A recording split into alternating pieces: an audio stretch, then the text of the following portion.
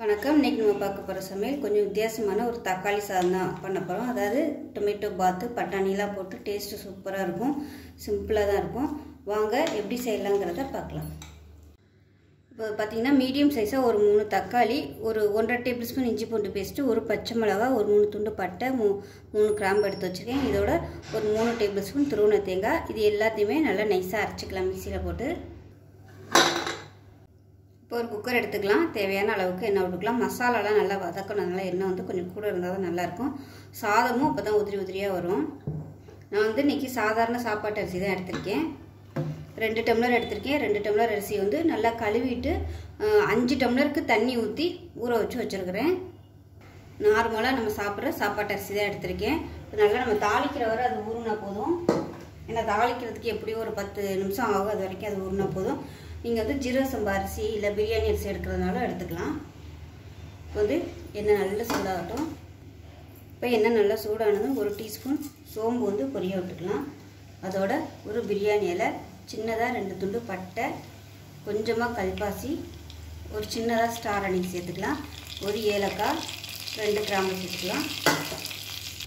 இது கூடவே ஒரு கைப்பிடி புதினா இலை சேர்த்துக்கலாம். இப்போ புதினா எல்லாமே நல்லா வதங்கிடுச்சு. மீடியம் சைஸாக ஒரு பெரிய வெங்காயம் நீளமாக நறுக்கினதை சேர்த்துக்கலாம்.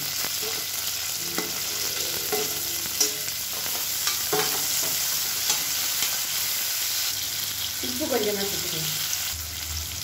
இப்போ வெங்காயம் லேசாக வதங்கிட்டு இருக்கு. இதில் மீடியம் சைஸாக 2 தக்காளி நறுக்கி வச்சதை சேர்த்துக்கலாம்.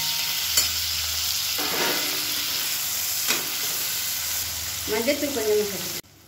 தக்காளி நல்லா வதங்கிட்டு இருக்கு. இப்போ இந்த ஸ்டேஜில் நல்லா ஒரு கைப்பிடி அளவுக்கு ஃப்ரெஷ்ஷான பட்டாணி சேர்த்துக்கலாம். இது ஃப்ரெஷ்ஷாக வாங்கி உரிச்சு வச்சுருந்தது. இது கூடவே காரத்துக்கு தேவையான மிளகாத்தூள் வந்து நான் 1 டேபிள் ஸ்பூன் சேர்த்துக்கிறேன். இதையும் சேர்த்து இது எல்லாத்தையும் எண்ணெயில் நல்லா வதக்கி விட்டுக்கணும். இப்போ இதோட நம்ம அரைச்சி வச்சுருந்து இந்த தேங்காய் மசாலாவையும் சேர்த்துக்கலாம். தேங்காய், தக்காளி, இந்த மசாலாவையும் சேர்த்துக்கலாம். ரொம்ப தண்ணியை அரைச்ச வேணால் கொஞ்சம் கெட்டியாகவே அரைச்சிக்கோங்க. இதையும் சேர்த்து நல்லா எண்ணெய் பிரிஞ்சு வர அளவுக்கு வதக்கி விட்டுக்கலாம். இப்போ மசாலா வதங்கி நல்லா எண்ணெய் பிரிய ஆரம்பிச்சிருச்சு பாருங்க. இந்த அளவுக்கு நல்லா எண்ணெய் பிரிய வதக்குனிங்கன்னா நல்லா டேஸ்ட்டாக இருக்கும். இப்போ பார்த்தீங்கன்னா நான் எடுத்து ஊற வச்சுருந்த தண்ணியை வந்து 2 டம்ளருக்கு 5 டம்ளர் தண்ணி, அரிசி ஊற வச்சுருந்த தண்ணியை வந்து நல்லா கொதிக்க விட்டு வச்சுருக்கேன். இப்போ தண்ணியை வந்து அப்படியே சேர்த்துக்கலாம். ஏன்னா மசாலா நல்லா வதங்கி இருக்குது. இப்போ நம்ம பச்சை தண்ணி ஊற்றினோம்னா டேஸ்ட் வந்து அப்படியே மாறிடும், நல்லா இருக்காது. அது திருப்பி அந்த சூடெல்லாம் குறைஞ்சி திருப்பி சூடு ஏறும்போது டேஸ்ட் வந்து மாறுபடும். அதனால் இந்த மாதிரி கொதிக்கிற தண்ணி ஊற்றுனீங்கன்னா உங்களுக்கு டேஸ்ட் வந்து அப்படியே மெயின்டைன் ஆகும். அது வந்து கொதிக்க ஆரம்பிக்கட்டும். உப்பு கம்மியாக இருக்குது, கொஞ்சமாக உப்பு சேர்த்துக்கலாம். இப்போ பாருங்கள் நல்லா கொதிக்க ஆரம்பிச்சிருச்சு. இப்போ நம்ம ஊற வச்சுருந்த அரிசியை சேர்த்துக்கலாம்.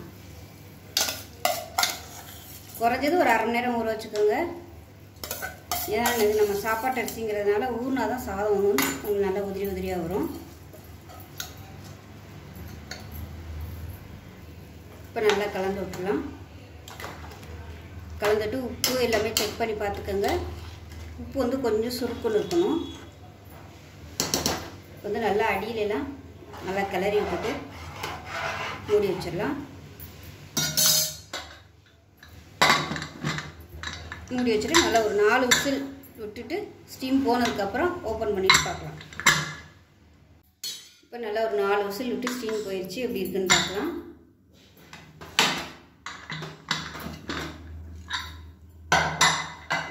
அப்புறம் நல்லா அருமையாக வாசனையாக சூப்பராக வந்துடுச்சு.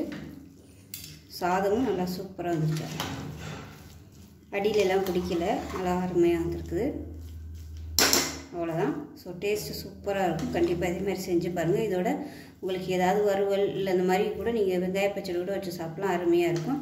செஞ்சு பாருங்கள். செஞ்சு பார்த்துட்டு எப்படி வந்துச்சுங்கிறத சொல்லுங்கள். வீடியோ பிடிச்சிச்சுன்னா லைக் பண்ணுங்கள், கமெண்ட் பண்ணுங்கள், சேனலை சப்ஸ்கிரைப் பண்ணுங்கள், பக்கத்தில் உள்ள பெல் பட்டனையும் ப்ரெஸ் பண்ணுங்கள். நன்றி.